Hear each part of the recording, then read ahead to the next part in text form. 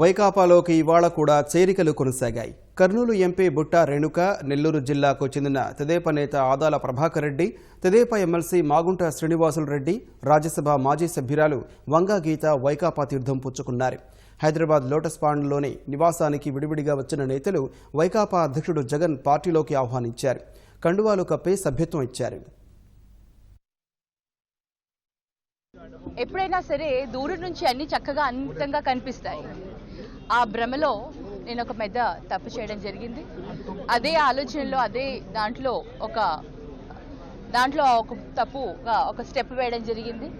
But I realised నాకెక్కడ గౌరవం ఉంది, నాకెక్కడ ఒక మంచి స్థానం ఉంది అనేది నేను రెండు పార్టీలను చూసిన తర్వాత తెలుసుకున్నాను.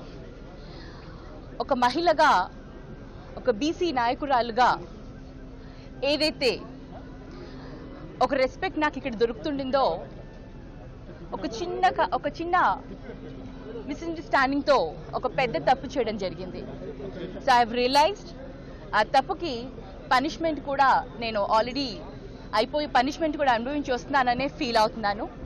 I don't have any feeling now. I'm so happy. ఇప్పుడు నాకు ఆ గిల్ట్ అనేది అదంతా కూడా పోయి ఐఎమ్ వెరీ హ్యాపీ.